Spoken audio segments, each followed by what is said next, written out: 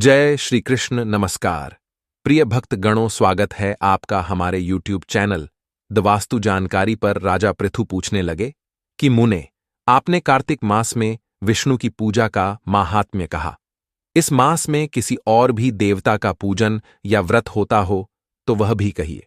नारद जी कहने लगे कि आश्विन शुक्ला पूर्णिमासी को ब्रह्मा जी का व्रत होता है, कार्तिक कृष्णा चतुर्थी को गणेश जी अष्टमी व अमावस को श्री लक्ष्मी जी का व्रत होता है। कार्तिक में जो कुमारी इस व्रत को करती हैं उसको सुयोग्य पति मिलता है। जो विवाहित स्त्री इस व्रत को करती है उसका सौभाग्य अटल रहता है।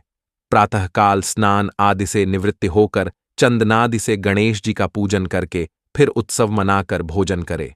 स्त्रियों को अपने सौभाग्य के लिए इस व्रत को अवश्य करना चाहिए।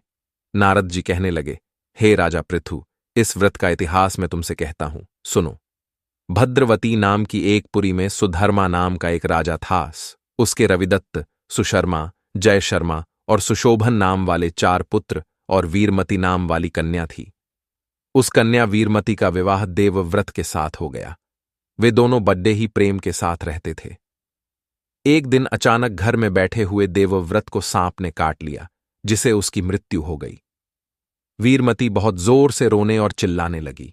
उसके चारों भाई तथा माता पिता भी वहां पर आ गए और सारा पुर दुखी रूपी समुद्र में डूब गया। उसी समय दुखों को दूर करने वाले पुलस्त्य ऋषि भी वहां पर आ पहुंचे।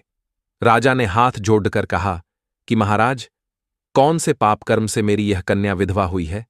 तब पुलस्त्य जी ने कहा कि राजन, कार्तिक मास में तुम्हारी ने गणेश चतुर्थी का व्रत नहीं किया था, इसी पाप से यह विधवा हुई है। वह अब भी इस व्रत को करे तो उसका मृतक पति जीवित हो जाएगा।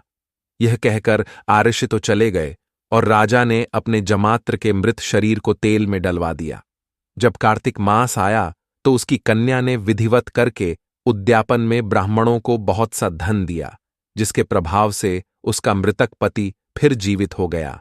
अतः सौभाग्यवती स्त्रियों को अपने सौभाग्य की रक्षा तथा संतान प्राप्ति के लिए यह व्रत अवश्य करना चाहिए।